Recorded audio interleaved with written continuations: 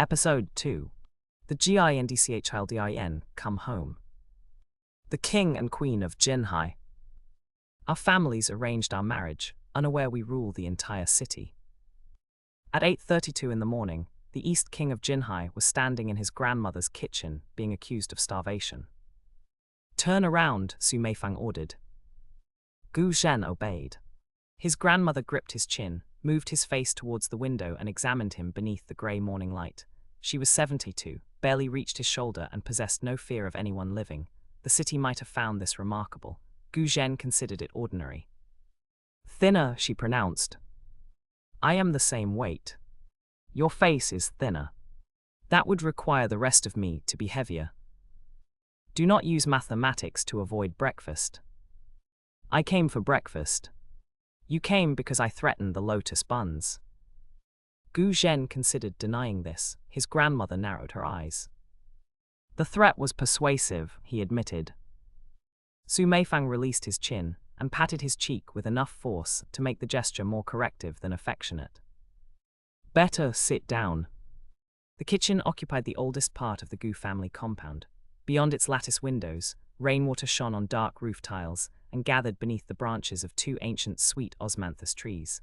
The compound had survived 3 generations of redevelopment because Gu Cheng refused every architect who described its courtyards as inefficient. The Eastern Financial District rose less than 5 kilometers away. None of it was visible from this room. Here, the most urgent issue in Jinhai was whether the congee had enough ginger.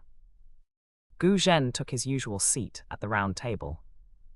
His younger sister was already occupying the chair beside it with one leg folded beneath her. Gu Yutong wore an oversized university sweatshirt, paint on one thumb, and the triumphant expression of someone who had received information before him. "Ai Zhen," she said. He looked at her. "That is apparently my name. Only to people who remember when you had round cheeks. You were not alive. I have photographs. Those can disappear." Yutong pressed a hand protectively against her phone. "Grandmother has copies. Then your position is secure." She leaned across the table. "Do you know why the Shens are coming?" "Breakfast." "Do you know why grandfather changed his suit twice for breakfast?" "Age." "Do you know why father has been on the phone since 7 saying the words, joint structure, and market announcement?" Gu Zhen reached for the tea. "Business." "Do you know why mother told me to wear something respectable?" He looked at the sweatshirt. "You failed." Yutong threw a folded napkin at him. Gu Zhen caught it without looking. The movement pulled at the bruise beneath his ribs. He felt the pain, measured it, and set it aside. His grandmother did not. Su Meifang turned from the stove. "What happened?" "Nothing. Something hurt. My sister's manners." "Those have hurt me for years," Gu Cheng said from the doorway. "You learn to endure." The retired chairman entered carrying a newspaper he had not read in print for at least a decade. At 74, Gu Cheng remained broad-shouldered and straight-backed, his silver hair combed with greater discipline than most executive boards. He wore his 3rd suit of the morning. Yutong looked at her brother and mouthed, "Third." Gu Zhen poured tea. His grandfather sat opposite him. "You are early." Grandmother said before 9. You usually interpret that as 8:59. There was little traffic. "Because," Yutong said, "half the eastern roads mysteriously cleared when his car left the city center." Gu Zhen looked at her. She smiled innocently. The university group chat notices things. His father entered before he could answer. Gu Minghao resembled his son enough that strangers often commented on it, and differed from him enough that neither enjoyed hearing so. He was dressed for a board meeting rather than a family breakfast, with a tablet in one hand and a wireless earpiece in place. "Yes," he said to whoever was on the line. "No announcement before both families approve the final language. The engagement comes first, then the merger, not the other way around." Yutong's mouth fell open. Gu Zhen stopped pouring. His father saw them, removed the earpiece, and became still.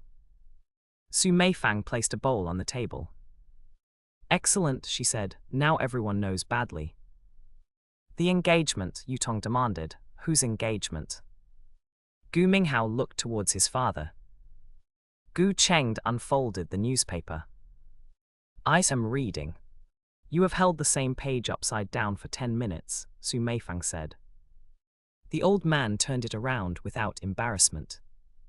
Gu Zhen set down the teapot. Who is engaged?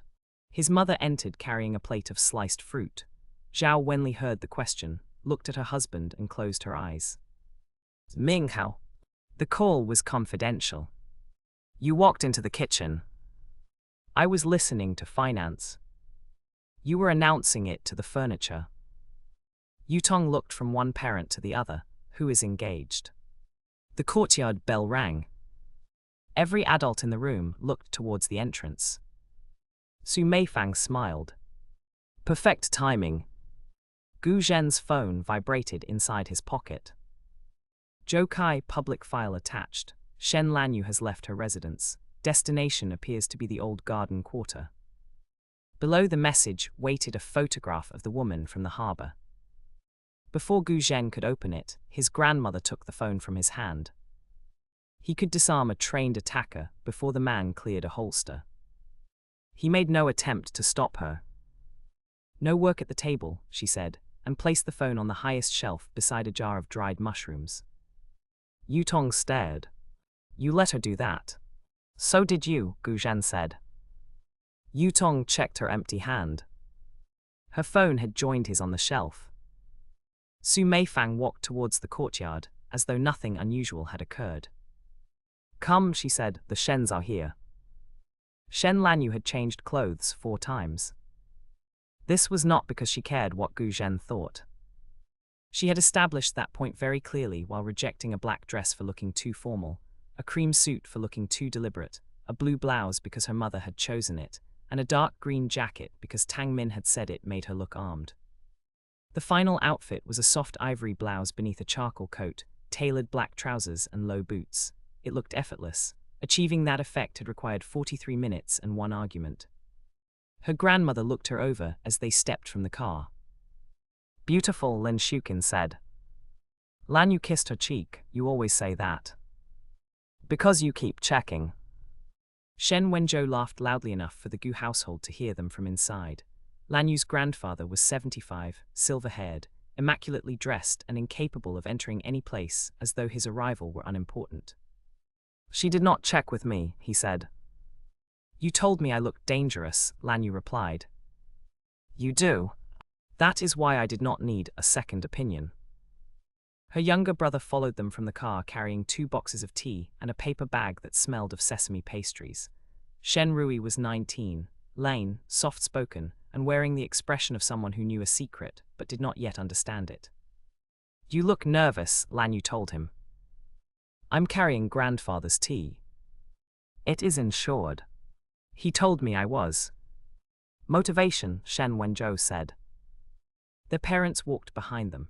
Shen Jianhong and Su Qing had spent the journey discussing share valuations in voices that stopped whenever Lanyue turned around. It had been subtle enough to fool no one. The inner gate opened. Su Meifang came through first, followed by Gu Chengde and the rest of the Gu family. For one moment, the years between the families disappeared. The grandfathers clasped hands and immediately criticized one another's health. The grandmothers embraced. Parents exchanged formal greetings that softened into genuine warmth. Yutong ran past everyone and threw her arms around Shen Rui, nearly causing him to drop the tea. Lanyue saw all of it. Then she saw Gu Zhen. He stood beneath the covered walkway in a black shirt and dark trousers, one hand resting at his side. In daylight, without the long coat and rein, he looked younger than the East King and older than the boy she remembered. His gaze found hers at the same instant. Neither moved. The harbor returned in fragments. His hand closing around hers beneath the crane lights, 2 taps against a metal case, a face turned towards gunfire without fear. The dry answer, the line lacks imagination. Then another set of memories rose beneath them. Gu Zhen at 11, sitting on the garden wall because she had dared him to climb it first. Gu Zhen at 12, carrying Shen Rui home after the little boy fell asleep during a festival. Gu Zhen at 13, refusing to look at her on the day her family left because looking would have meant admitting he cared. The adult man inclined his head. Lanyue. Not Queen. Not Miss Shen. Her own name, spoken as if he had last used it yesterday. Gu Zhen. His eyes changed by a fraction.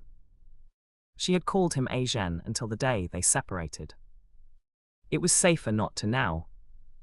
That is all, Su Meifang demanded. 12 years and you greet each other like rival bank managers. Lanyue almost laughed. Gu Zhen's face remained composed. We are greeting each other. Badly, Lin Shukin said. The two grandmothers exchanged a look. Lanyue recognized danger. Before either lead could retreat, Su Meifang took Gu Zhen by the arm and Lin Shukin took Lanyue by hers. They pulled them across the remaining distance. Hug, Su Meifang ordered. Gu Zhen looked down at his grandmother. We are adults. A recent development, hug. Lanyue saw Yutong raising an imaginary camera after losing her real phone. Shen Rui looked delighted. Gu Zhen offered one arm with the solemn resignation of a man accepting a dangerous assignment. Lanyue stepped into it. The embrace was meant to be brief. It was brief. It was also enough. She felt the tension across his right side where someone had struck him at the harbor. His hand paused near the bruise on her shoulder without touching it. Each knew the other was injured. Each knew the injuries came from the same place. Neither reacted. You are thinner, Lin Shukin told Gu Zhen when they separated. I have been informed. And you look tired, Su Meifang told Lanyue. My vehicle had a problem. Across the courtyard, Gu Zhen looked at her. His mouth moved almost imperceptibly. Mechanics. She understood the word without hearing it and had to turn away before she smiled. Inside, Gu Chengde ordered, we have important matters to discuss. After breakfast, both grandmothers said. The old men fell silent. The king and queen of Jinhai followed their families into the kitchen. There were too many people for the breakfast table, so the meal moved to the garden room between the two family compounds. The room had been built before either Lade was born, after Gu Chengde and Shen when Zhou grew tired of walking around the dividing wall to argue. One door opened into the Gu garden and another into the Shen garden. In childhood, Gu Zhen and Shen Lanyue had treated it as neutral territory whenever they were temporarily refusing to speak. The round table had been extended into an oval. The grandparents sat at its center. The parents occupied one end with tablets, folders, and the unmistakable air of people attempting to pretend business documents had appeared accidentally beside the soy milk. Gu Zhen and Lanyue were placed next to one another. They both noticed. Neither objected. Su Meifang placed a bamboo steamer between them, lotus buns. Gu Zhen reached for the lid. Lanyue reached at the same time. Their hands met above it. Mine, she said. The word escaped before adulthood could stop it. Everyone at the table went quiet. Gu Zhen looked at her hand. There are 6. There were 6 when we were children, you still took 4. You counted the one I gave Rui. Rui was 3, he did not appreciate it. Shen Rui raised his hand, I appreciate it now. Stay out of this, both leads said. Yutong began laughing. The grandparents looked absurdly pleased. Gu Zhen lifted the lid and put 2 buns into Lanyue's bowl. He took 2 for himself, placed one before Rui and the last before Yutong. Lanyue stared at her bowl. You have changed. I learned arithmetic. Slowly. You may return them. She picked up 1 bun and took a deliberate bite. Too late. The table relaxed into conversation. Dishes traveled from hand to hand. Congee, steamed dumplings, pickled vegetables, tea eggs and sesame pastries Rui had protected successfully. Every time Gu Zhen's bowl approached empty, one of the grandmothers filled it. Every time Lanyue avoided a dish she disliked, one of the grandfathers moved it back towards her. The parents attempted dignity. The younger siblings made no such effort. Did you really not see each other for 12 years? Yutong asked. Our schedules did not align, Gu Zhen said. For 12 years. It is a large calendar, Lanyue said. Rui looked between them. You were in the same city for 6. Gu Zhen drank his tea. Lanyue turned her ring. They had been in the same city. They had crossed the same roads, negotiated through intermediaries, and sent warnings across the river. Once, 3 years earlier, they had both attended the opening of a municipal hospital. Gu Zhen had left before Lanyue arrived because a Kanglan warehouse was on fire. She now wondered who had arranged the fire. Adults can be foolish, Lin Shuqin said. Children too, Shen Wenzhou replied. These two once refused to speak for 9 days because Yu's kite flew higher. It did not, Gu Zhen said. Lanyue turned to him. It crossed the eastern roof. Because you tied it to mine. That was strategy. That was theft. You still remember. The answer came too softly. For a moment, neither wore the expressions they had learned as adults. Then Gu Minghao cleared his throat. Since everyone is here, perhaps we should discuss why. Su Meifang put another dumpling in his bowl. You revealed half of it already. Accidentally, Zhao Wenli said. Badly, Yutong added. Gu Chengde folded his hands on the table. Shen Wenzhou did the same. The movement was so coordinated that Lanyue suspected rehearsal. Our families have known each other for more than 60 years, Gu Chengde began. Longer, Shen Wenzhou interrupted. You were not alive longer. Our fathers were. Our fathers disliked each other. That is still a relationship. Lin Shuqin touched her husband's sleeve. Wenzhou. He settled. Gu Chengde continued. Our families have shared hardship, business, and responsibility. When Zhen and Yu were children, they were closer than any of us expected. They broke 3 windows together, Su Meifang said. 5, Lanyue corrected. Gu Zhen looked at her. You admitted the greenhouse. The limitation period has passed. Su Qing covered a smile with her cup. Gu Chengde looked at the ceiling for patience. Because of that bond, Wenzhou and I made an agreement. The room stilled. Gu Zhen already knew the shape of what was coming. His father's careless call had removed surprise, but not consequence. Beside him, Lanyue sat very straight. Shen Wenzhou leaned forward. We agreed that, if you grew into adults who still suited one another, we would ask whether you wished to marry.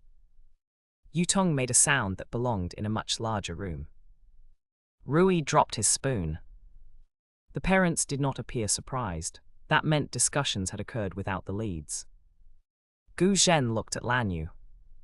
She looked at him. The East King and West Queen had faced gunfire together less than 9 hours earlier. Neither had hesitated. An oval breakfast table proved more formidable. You arranged our marriage, Lanyue asked. No, Lin Shuqin said. We arranged the possibility. You will decide the marriage. And if we say no, Gu Zhen asked. Su Meifang sighed. Then I will be disappointed, feed you both and continue loving you. What sort of monsters do you think we are? The sort who confiscate phones, Yutong said. Eat your congee. Yutong obeyed. Gu Chengde said, no answer is required this morning. But an answer before we die would be considerate, Shen Wenzhou added. You passed a medical examination last week, Lanyue said. A temporary condition. Gu Zhen's mouth twitched. Lanyue saw it. Her own uncertainty loosened. This was absurd. It was also, beneath the absurdity, strangely gentle. They were not being traded between companies or commanded into obedience. 4 old people who had raised them were asking whether the childhood promise they had privately cherished might become real. The complication was that each prospective spouse might secretly command half the criminal power of Jinhai. Lanyue folded her hands. I am not saying no. Gu Zhen turned towards her. Neither am I, he said. The reaction was immediate. Su Meifang clapped once. Lin Shuqin's smile softened her whole face. The grandfathers attempted a dignified handshake and abandoned it for an embrace. Yutong leaned across Rui to whisper something neither lead could hear. Their parents released breaths they had been holding. We said we would consider it, Gu Zhen reminded them. Yes, his grandmother said, together. That word was not used. It was implied. Lanyue accepted tea from Lin Shuqin. You have lost this argument. I noticed. You seem calm. I have survived worse. Recently. Their gazes met. The harbor entered the space between them. Before either could test the question, Shen Jianhong opened the folder beside him. There is another matter. Both leads looked towards the parents. Charts, ownership structures, and proposed branding appeared on the table. At the top of the first page were 4 words. Huacheng Group merger proposal. Hengtai Industries had belonged to the Gu family for 43 years. It had begun with construction equipment, expanded into property and infrastructure, and survived 2 recessions, one disastrous overseas acquisition, and Gu Cheng's refusal to retire until the board physically removed his nameplate. Haiyuan shipping was older, smaller, and more deeply woven into Jinhai's harbor. The Shen family controlled port services, freight contracts, and commercial property along the river. Shen Wenzhou had spent half his life competing with Gu Cheng and the other half investing beside him. The proposal on the table would combine both. Huacheng Group, Gu Minghao said. Hengtai and Haiyuan retain their brands and operating teams, but strategic ownership, finance, and major assets move beneath one holding company. Lanyue read the valuation summary. You began planning this before telling us. We began feasibility discussions, Su Qing said. There are signed banking commitments. Detailed feasibility discussions. Gu Zhen turned a page. The announcement schedule is built around the engagement. His father met his gaze. The family union gives the business union a coherent public story. And if we decline, the merger may still proceed, Zhao Wenli said, but we would not use your names or imply a personal union. That answer mattered. Gu Zhen closed the folder. Good. Gu Minghao's expression tightened. Did you expect otherwise? I checked. The simple words carried years of distance. His father heard them. Before silence hardened, Lanyue drew the proposal towards herself. Why now? Shen Jianhong answered. Rongsheng Capital has been buying positions around both companies. Separately, Hengtai and Haiyuan remain strong but exposed in different places. Combined, we protect the port assets, diversify debt, and create enough scale to resist an aggressive bid. Han Rong, Gu Zhen said. His father looked at him. You know him. Zhenyu Systems rejected a data services contract from Rongsheng last year. Why? They requested access they did not require. It was true, it was not the whole truth. Kanglan Intelligence had also linked a Rongsheng subsidiary to private security crews operating beyond Jinhai. Beside him, Lanyue had become very still. Linjiang House had clearly found something too. Lanyue Logistics refused their warehouse partnership, she said. Their risk declarations omitted 2 beneficial owners. The parents exchanged glances. You have both had dealings with Rongsheng, Su Qing asked. Briefly, Lanyue said. Unprofitably, Gu Zhen added. For them, she clarified. Shen Wenzhou laughed. They already sound married. The grandparents were enjoying this far too much. Gu Minghao tapped the proposal. The merger is legitimate and commercially sound. It is not a defense built only around Rongsheng, but speed matters. We intend to sign the framework within 48 hours and announce it alongside the engagement, if you agree. 2 mergers, Gu Zhen thought. One his family understood. One it did not know existed. Hengtai and Haiyuan would unite above the city's streets, while Kanglan and Linjiang remained divided beneath them. If he and Lanyue were truly the people each now suspected, the engagement would make that division impossible to ignore. He looked at her. She was already looking at him. We need to speak privately, they said together. Yutong made the same delighted sound as before. Su Meifang pointed towards the garden. Go. We have not finished breakfast, Gu Zhen said. His grandmother placed the entire bamboo steamer in his hands. Now you have. Gu Minghao raised one hand before they could leave. There is one point we should settle first. Gu Zhen remained standing. Which point? Zhenyu Systems and Lanyue Logistics. Lanyue returned to her chair slowly. The 2 companies were absent from the merger chart. Hengtai and Haiyuan belonged to the parents and grandparents, even if the leads would one day inherit substantial interests. Zhenyu and Lanyue Logistics were different. Each had been built independently after the separation, without family capital beyond small early loans that had been repaid years ago. They remain separate, Shen Jinhai said. That is our recommendation. Our decision, Lanyue corrected. Her father's expression tightened. Yes. Su Qing intervened before pride turned the sentence into an argument. Your decision. The advisors raised the question, because markets will ask whether your companies join Huacheng later. No, Gu Zhen said. Lanyue looked at him, quick. Accurate. I agree, she looked towards the parents. Lanyue Logistics can contract with Huacheng, but it will not become a subsidiary. Nor Zhenyu, Gu Zhen said. Gu Cheng nodded once, good. Gu Minghao turned towards him. You agreed that quickly. They built those companies. If Huacheng cannot stand without swallowing its children's work, it should not exist. Shen Wenzhou struck the table in approval. Exactly. You suggested including them yesterday, Lin Shuqin reminded him. I improved overnight. A medical miracle, Gu Cheng said.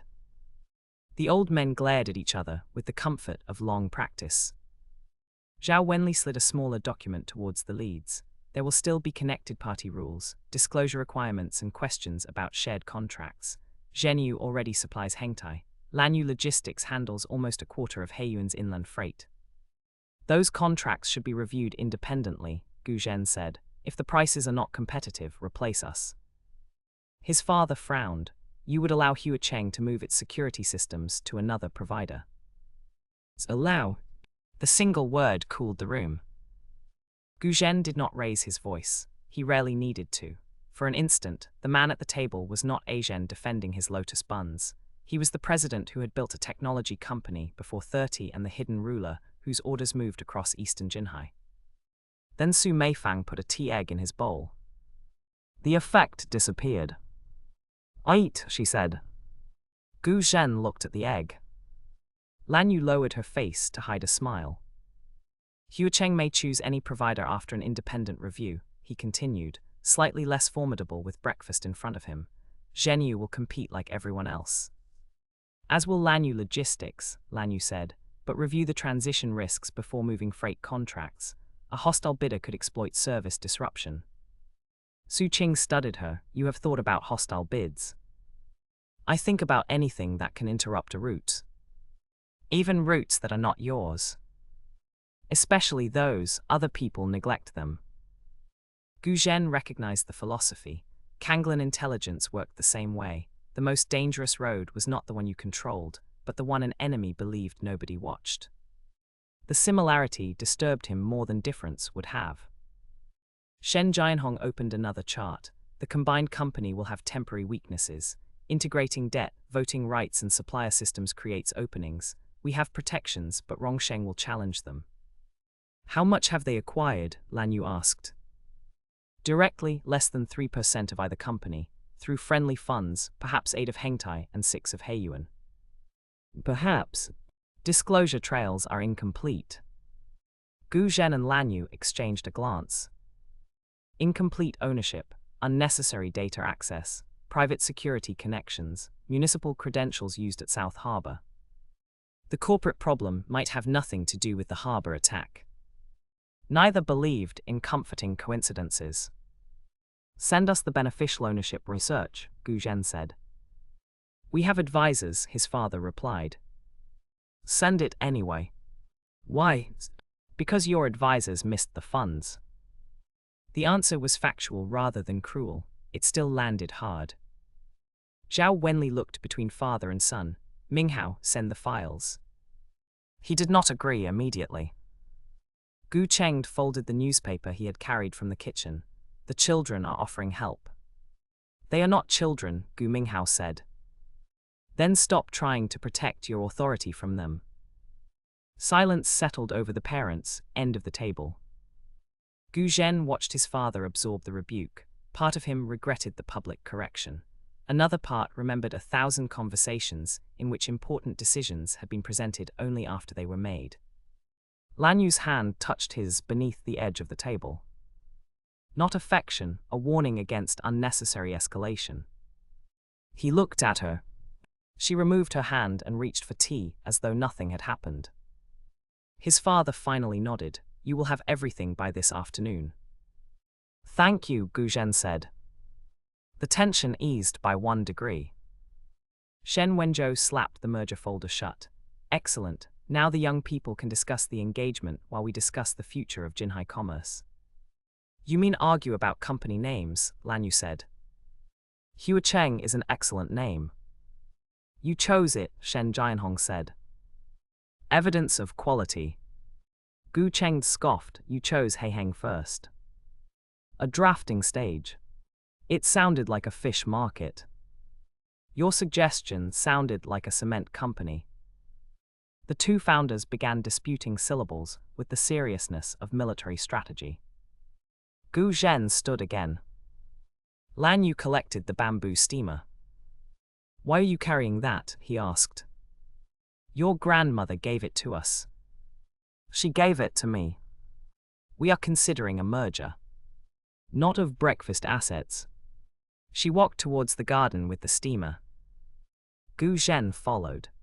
The rain had stopped, leaving the garden washed and bright beneath a pale sky. Gu Zhen carried the steamer, because returning it would have created another argument. Lanyue walked beside him along the stone path between wet bamboo and winter jasmine. From the garden room windows, 8 members of their families attempted not to watch. They are subtle, Lanyue said. Rui is using binoculars.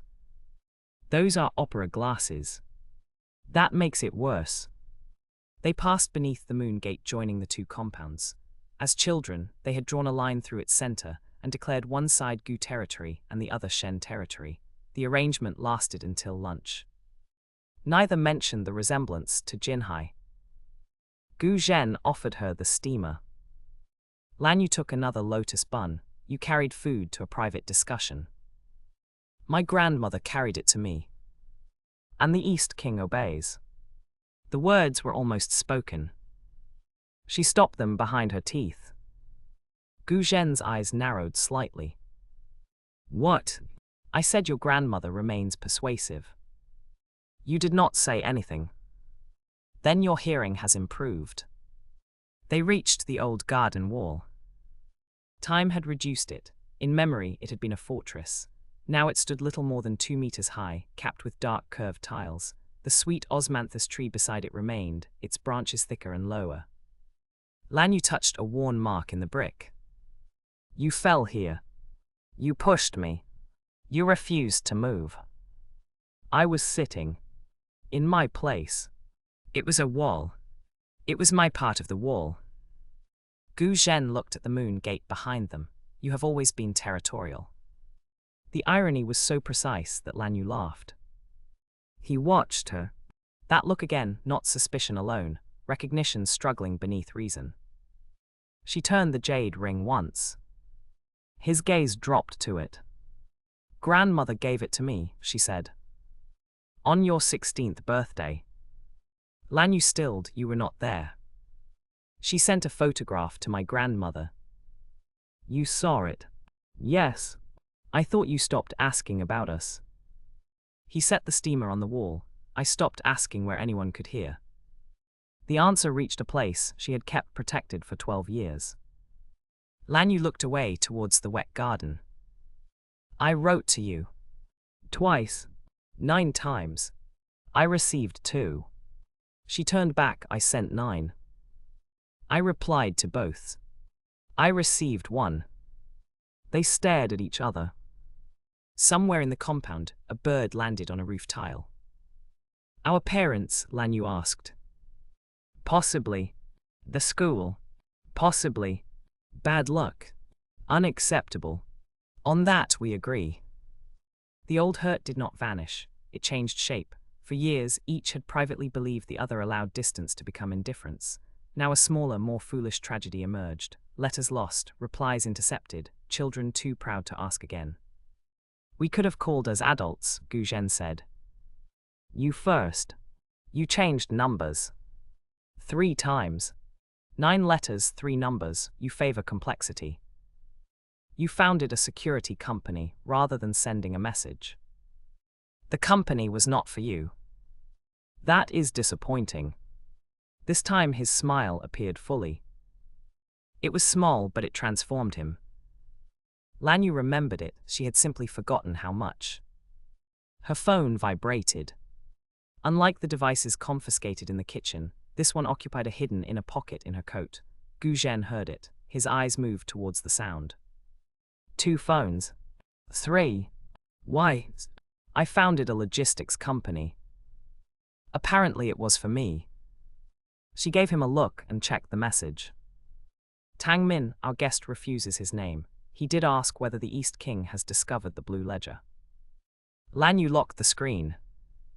At the same instant, a faint vibration came from Gu Zhen's sleeve. 2 phones, she asked. 4. Excessive. Security company. Of course. Neither asked who had sent the messages. Neither needed to be told that the private conversation had acquired another layer. About the engagement, Gu Zhen said. Yes. I meant what I said, I am not saying no. Neither am I. But our lives are complicated. Immensely. There are things my family does not know. Lanyue held his gaze, mine too. The honesty was exact and incomplete.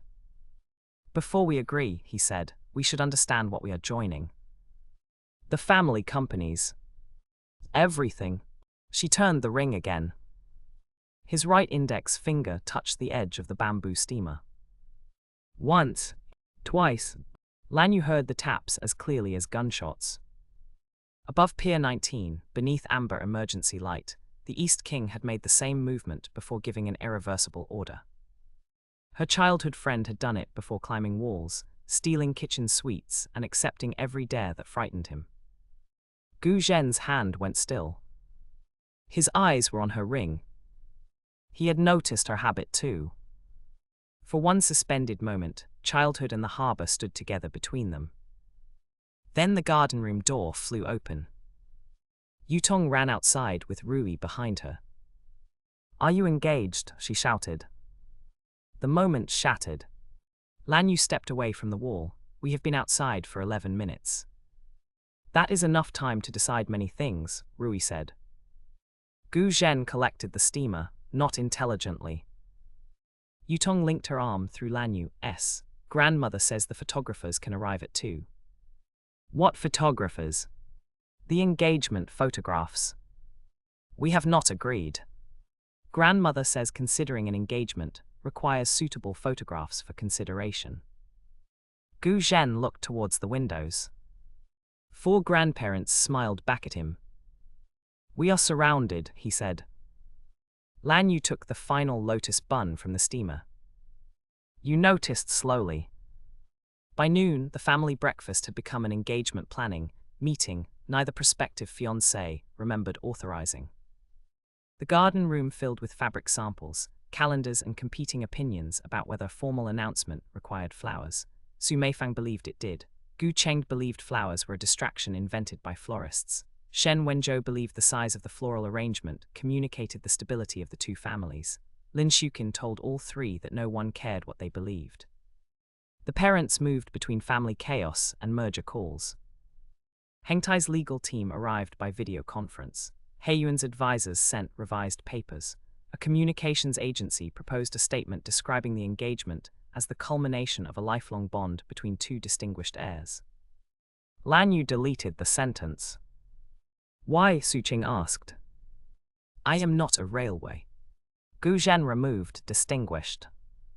His father looked at him. You object to the description. I object to adjectives supplied by consultants.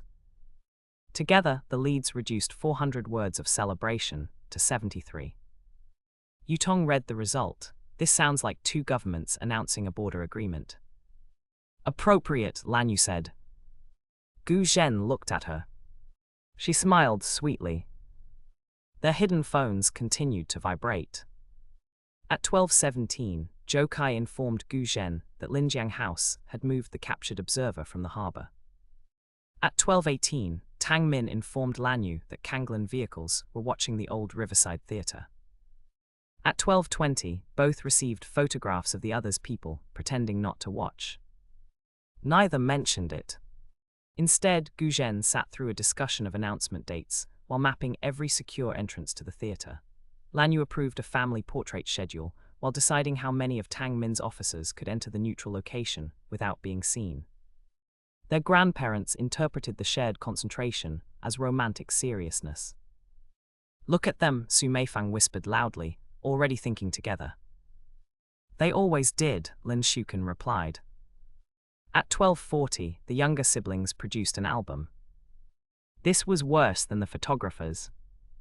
The first page showed Gu Zhen at 6 wearing a paper crown and a furious expression.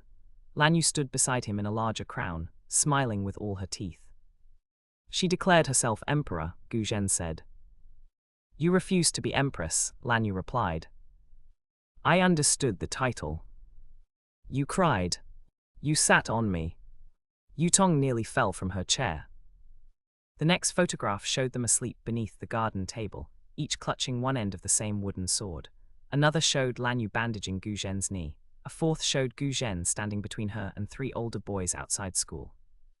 The laughter softened. "What happened there?" Rui asked. "Nothing," both leads said. Gu Cheng supplied the truth. The boys took Yu's bag. Zhen persuaded them to return it. "He was 8, Yutong said. "They were 10, Lanyue added. "How did he persuade them?" Gu Zhen turned the page. The photograph beneath showed 3 children behind him with ice packs. Yutong stared at her brother. Lanyue remembered the fierce little boy who had come home with a split lip, put her bag in her hands, and claimed he had fallen down. Perhaps neither of them had changed as much as they imagined. The final pages held fewer photographs. Schools separated them. Business absorbed their parents. The compounds remained, but the children moved away from them. One empty sleeve waited at the back. Lin Shuken touched it, for today. No one mocked the photographers after that. The album should have ended the interrogation. Instead, it encouraged the younger siblings. Yutong carried it into the smaller courtyard while Rui brought tea. They found Gu Zhen and Lanyue beneath the covered veranda, temporarily abandoned while the parents took merger calls and the grandparents argued with the photographer about chairs. "We have questions," Yutong announced. "No," Gu Zhen said. "That was not a question." "Then you already have an answer." "She sat opposite him. Why did you never tell me about her?" Gu Zhen looked towards Lanyue. "He did," Lanyue said. "You were 4. Yutong blinked. "You remember me." "You bit my hand." "Why?" "I tried to take a bead from your mouth." "That seems reasonable." "The bite or the bead?" Rui asked. "Both." Lanyue held up the side of her hand. No mark remained, but Yutong took it and inspected the skin with solemn regret. "I apologize." "Accepted." "She forgave you too quickly," Gu Zhen said. "You kept the bead." "Evidence." Yutong stared. "Do you still have it?" He did not answer. Her eyes widened. "You do." Lanyue looked at him with open amusement. Sentimental. Organized. You preserved evidence of a 4-year-old's crime for 16 years. There is no limitation period within families. Rui poured tea. "That explains the greenhouse." "No one asked you," Lanyue said. He passed her a cup anyway. She took it, then moved the plate of sesame pastries closer to him without looking. Gu Zhen noticed. He also noticed Rui's right wrist was wrapped beneath his sleeve. "What happened?" Rui followed his gaze. "Nothing." 4 people became still. Yutong said, "That does not work in this family." A laboratory shelf collapsed. Lanyue reached for his arm. Rui withdrew it. The movement was small and immediate. Her expression changed. "Show me." "It is a strain." "Show me." He obeyed. The bandage beneath his sleeve was professionally applied, but bruising extended beyond it. Gu Zhen took Rui's hand and rotated it gently. "This is not from a shelf." Rui looked at the floor. Lanyue's voice became very calm. "Who?" "No one." "We have established the quality of that answer," Yutong said. Rui looked at her in betrayal. She folded her arms. If someone did this, tell them. It was an argument at the engineering club. A senior student took my prototype apart because he wanted the components. I tried to stop him. Name, Lanyue said. No. Her eyes narrowed. Rui straightened. He was gentle, not weak. The difference mattered, even if the world often failed to notice it. I reported it, he said. The faculty advisor returned the components and suspended him from the lab. It is handled. He injured you. And there were consequences, ordinary consequences. Lanyue released his wrist. Gu Zhen understood the struggle on her face. Somewhere inside Linjiang House, a name could become a location, a history, and a list of vulnerabilities within minutes. A person who hurt Shen Rui could lose access to every opportunity in West Jinhai by evening without ever knowing why. Gu Zhen could do the same from the east. The urge to act was almost physical. Rui knew it without knowing why. I don't need every problem destroyed, he said. Sometimes I need you to believe I solved it. Lanyue looked away. Gu Zhen placed the hand carefully back in Rui's lap. If it happens again. I tell you. Before or after the faculty advisor? After. Before, Lanyue said. During, Gu Zhen offered. Rui considered, during. Lanyue remained dissatisfied. She accepted the agreement because accepting his agency was another form of protection, though a more difficult one. Yutong touched Rui's uninjured shoulder. I can come to the laboratory and look threatening. He examined her university sweatshirt. Can you? I know people. Both lades looked at her. Yutong became aware of the phrase she had used. Art students, I know art students. Terrifying, Lanyue said. You haven't seen them during assessment week. Rui laughed and the courtyard relaxed. The incident remained small. No hired men appeared. No enemy had targeted the family. A young man behaved badly, an institution responded adequately, and Rui protected his own work. For Gu Zhen and Shen Lanyue, leaving the matter there required more discipline than most battles. Yutong turned another page of the album. Now my question. You already asked one, Gu Zhen said. I have many. She pointed at a photograph of the lades beside a child-sized cart full of stolen oranges. If you cared about each other this much, why did you stay apart? The amusement faded. Rui looked down at his tea. You don't have to answer. No, Lanyue said, it is fair. She looked across the courtyard where the two compounds joined. At first, we were children who believed 12 years could not happen to us.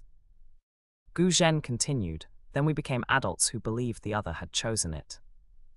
Yutong looked from one to the other. That is stupid. Yes, he said. Impressively, Lanyue agreed. Rui smiled. Are you going to do it again? The hidden phones in both their clothes carried messages from opposite halves of the city. Secrets stood between them greater than lost letters and missed calls. Gu Zhen met Lanyue's eyes. No, he said. She held his gaze. Not if I can help it. It was not a promise of marriage. It was perhaps more important. From the garden, Su Meifang called their names. The photographer is ready. Yutong closed the album. Good, because grandmother has selected the photograph for the announcement before it exists. Efficient, Gu Zhen said. Terrifying, Rui corrected. The four of them stood together and went to join the family. At 1:55, Gu Zhen and Shen Lanyue stood beneath the old osmanthus tree while a photographer adjusted his lens. Their parents formed one row behind them.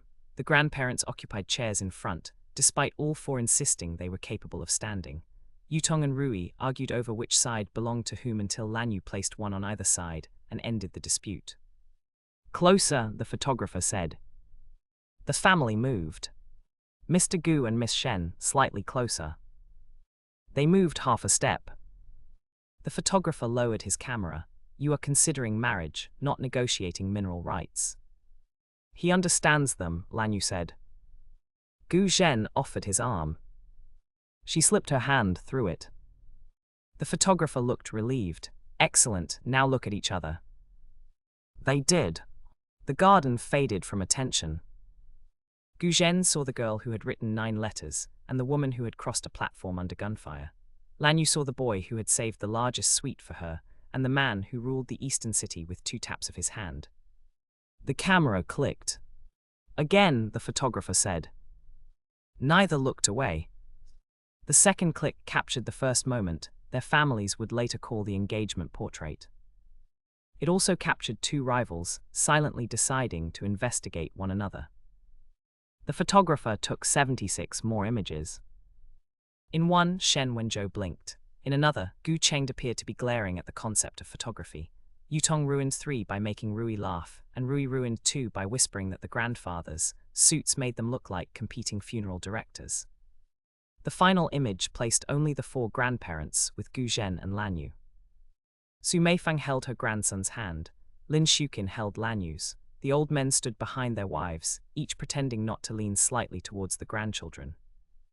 This one is for us, Lin Shuqin said. The photographer lowered his camera. Would you prefer formal or natural? Natural, Su Meifang said. Formal, both grandfathers said. The women ignored them. Tell them about the keys, Lin Shuqin said. Gu Cheng looked offended. That was meant to happen after the photograph. Then you should have spoken faster. Shen Wenzhou reached inside his jacket and produced a small wooden box. It was old, its dark surface polished smooth at the corners by decades of handling. He placed it in Lanyue's palm. Inside lay 2 brass keys. They were not identical. One carried the square teeth used by the Gu compounds inner doors. The other was longer and finer, made for the Shen side. Gu Zhen recognized both. The garden room keys, he said. The original ones, Gu Cheng replied, before electronic locks and staff who report every open door. Lanyue lifted the smaller key. We lost these. You hid them, Su Meifang said. For security. You were 10. Danger has no age requirement. You buried them beneath the osmanthus tree in a biscuit tin, Shen Wenzhou said. We found them when the roots lifted the paving. Gu Zhen looked at Lanyue. You said the map was accurate. You drew the map. You selected the tree. There were 3 trees. There are still 3 trees. Then the map was conceptually accurate. The photographer raised his camera without being told. The grandparents smiled as the argument returned with effortless familiarity. Keep them, Lin Shuqin said. Whatever you decide about marriage, these homes are both yours. Lanyue's fingers closed around the keys. The gesture was small, the meaning was not. She and Gu Zhen had spent years building places no one could take from them. Companies, territories, protected rooms and networks of people bound by loyalty. Yet the safest place either had known waited behind 2 old garden doors whose keys had once been buried in a biscuit tin. Gu Zhen took the square key, Lanyue kept the long one. You have the Gu key, she said. You have the Shen key. Should we exchange them? He considered, no. The answer pleased the grandparents. It pleased her too. The photographer caught that expression. Later, the formal portrait beneath the tree would appear in business reports, family announcements, and thousands of speculative articles. But the photograph the grandmothers framed showed 6 people around a small wooden box, the leads looking at one another while holding keys to the opposite homes. For now, the image existed only inside the camera. When the session ended, Gu Zhen recovered his confiscated phone from the kitchen shelf. Lanyue stood across the room as Lin Shuqin wrapped food for her to take home. Their eyes met. Each lowered their gaze to a different screen. Gu Zhen typed one message. Find out where the West Queen was between midnight and 4 this morning. Confirm it independently. Do not approach her people. Across the kitchen, Lanyue typed another. Confirm the East King's movements last night. I want his location at every hour, quietly. They sent the messages at the same moment. 2 phones vibrated elsewhere in Jinhai. Jokai read his order in the eastern headquarters. Tang Min read hers beside the old Riverside Theatre. Both lieutenants stared at their screens. Both looked towards the files they had already begun preparing. Jokai's file contained 37 verified movements, 6 blurred photographs, and a blank space covering the exact hours Gu Zhen had requested. He read the order twice, then looked at Haiyuan across the Eastern Operations Room. Where was the West Queen last night? Haiyuan frowned at the harbor. Before the central yard. Western loading area. Confirmed. By our people after the shooting began. Before it. Haiyuan understood. His expression became grim, unknown. Across Jinhai, Tang Min stood beside a theater stage, while Luo Xinyi pinned traffic images to a temporary board. Where was the East King before Pier 19? Tang Min asked. Zhenyu Systems until 11:20, Luo Xinyi said. After that, his official vehicle returned empty to his residence. And Gu Zhen. His company says he worked through the night. Tang Min looked at the photograph on her phone, Gu Zhen beneath the osmanthus tree, Shen Lanyue's hand resting through his arm. It had been posted privately by Yutong for less than 10 seconds before disappearing. Luo Xinyi followed her gaze. Is that him? That, Tang Min said, is apparently the respectable businessman our leader may marry. He looks like the East King. Yes. Exactly like him. Yes. Does she know? Tang Min looked towards the chair where their unidentified prisoner waited behind a closed dressing room door. If she knew, she said, our instructions would be much louder. And in the Gu family kitchen, 4 grandparents watched their grandchildren stand on opposite sides of the room, smiling at each other with perfect innocence.